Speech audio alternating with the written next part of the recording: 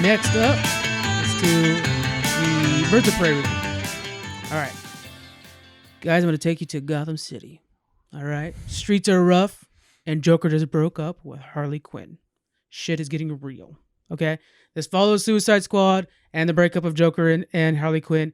She's going crazy. This is going to be spoiler-free review, by the way. Okay? So don't worry. Nice. Spoiler-free. Yeah.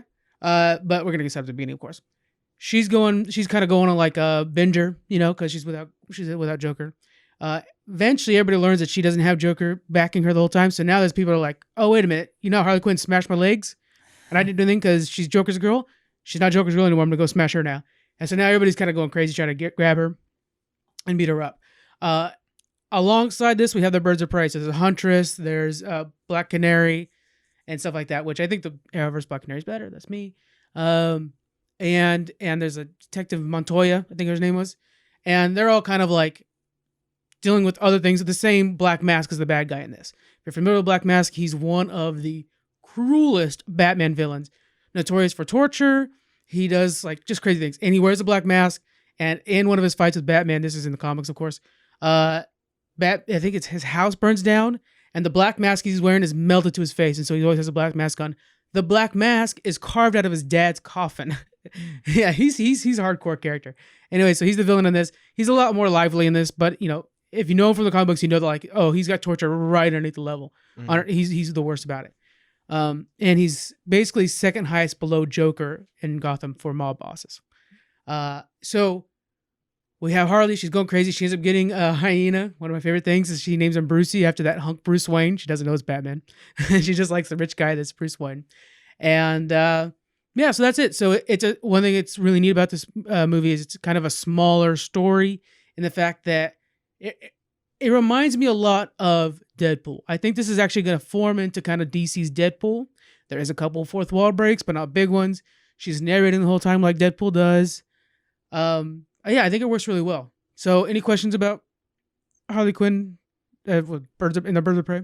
Not really. I'm scrolling through a bunch of pictures of it right now. It's like, well, now I just got to birds. The hawk is a bird of prey. Right. So I heard that it didn't do so good in the box office. It has not. It's sold 33 in the opening. I think it was 33. And they expected somewhere around the 50s. But critically, it's doing really well. Yeah. So they'll definitely make a sequel to this for sure. What I would like to see is a sequel where it's Birds of Prey versus the Gotham Sirens, which is Harley Quinn, Poison Ivy, and Batgirl versus the Birds of Prey, which I don't want to spoil too much on that, but yeah. So she gets kicked out and makes another crew and then fights. Not that she gets kicked out. She just drops them. Yeah. That's not a spoiler, but it's just, obviously she's not how part that of story would go. Yeah. Right. She's not part of the good guys, obviously. Yeah. But they do a really good job of like, okay, so if you're looking at the characters, Black Canary is a good character. I think they did a really good job of making her kind of like balancing her good and bad positions. Mm-hmm.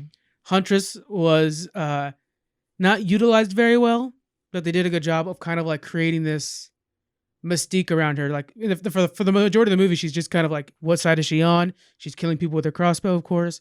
You're like, I don't know what's going on, Montoya was really cool. You're rooting for her the whole time.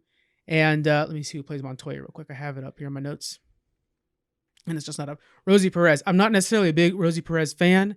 I did like her in White Guys Can't Jump, whatever that's called. She was in that, I think. Yeah. But she did really good on that. She's Renee Montoya. And they make a good team. So I'm excited to see these three work together again. I think the standout star, outside of Harley Quinn, of course, played by Margot Robbie, the standout star was Ewan McGregor, who played Roman. They called him Roman the whole time. His name is the Black Mask in comic books.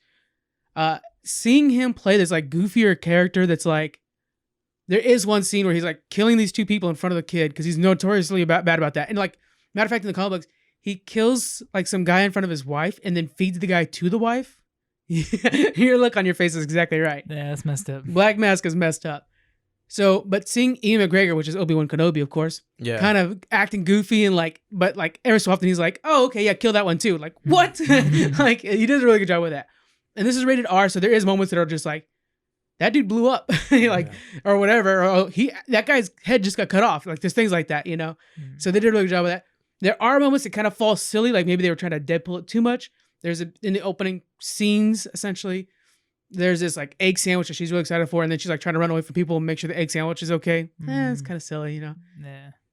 But I think they did a good job of kind of balancing like this unreliable narrator and then rewinding time to show something different. And I think they did a pretty good job with that. I think they did okay. So if they don't continue to do like a group thing, because I mean, like you're saying, they could be them against the Sirens. Yeah. Do you think this could sustain like Harley Quinn just going into another adventure on her own and another sequel? For sure. Oh, okay. There is no doubt in my mind Harley Quinn is the main character in this and can just move on to the next guys. Gotham Sirens, the creator of this said that they wanted to do Gotham Sirens at some point, which is actually an episode of the animated series, Batman the Animated Series. Mm-hmm. That is going to be amazing. Anything Margot Robbie just kills it. She does really good. Yeah. Yeah. Do you think maybe they could build a new like superhero Joker on her instead of releasing a new Joker and then adding her to the story? No, because there are too many moments where she's a good guy. Where like she's got this kid or whatever and she makes choices that is like, okay, well, she's a good guy at heart, kind of thing like that. Yeah. Like there is that part. It kept reminding me of that moment in Suicide Squad where she's like, well, we're the bad guys. You know, she says that line. Yeah. There are plenty of times where it's that's coming to your mind. You're like, oh, that's right. Because she's the bad guy that she would do that. But you're also like, yeah, she's a good guy. You know, it's kind of a real, and Joker's not that. But the Joker that we've learned to know is that he's trying to break the chaotic society that, you know, the structure that's been built by corporations or whatever to help the lower class. So.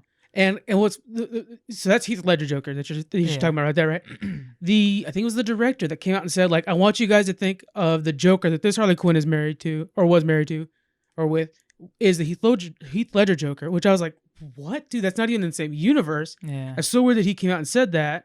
So when I was watching, I kept trying to think about that. And I was like, there's no way. First off, there is 2 moments where they show the back of Jared Leto Joker's head. Yeah. So you're like, okay, well, then it's not that Joker. It's the Jared Leto one, which is unfortunate.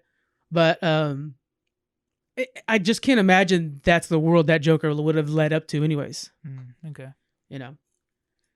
It was really good. I really liked it. I had fun watching it, which has been a long time since I had not a long time. That's happening more and more now with like Shazam, Wonder Woman, where I just straight up had fun at a DC movie, and this is one of them where I just straight up had fun. I think they're going to turn her into their Deadpool. I like that. I would probably give it. What's that? I can see that. Yeah. It's totally worth the watch.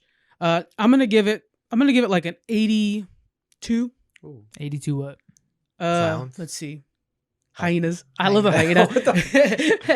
82 hyenas. Dude, that hyena was my favorite. So it's in the beginning, so it's not gonna spoil anything. She's going to the pound not even the pound, like whatever, this black market pound to get this hyena. And the guy's like trying to proposition her to pay her, you know, with other services and stuff like that. Then all of a sudden you just see like fast forward to like the hyena's chomping on his leg and like, nope, she got that hyena for free. So, that's what kind of character she is. So it's a lot of fun.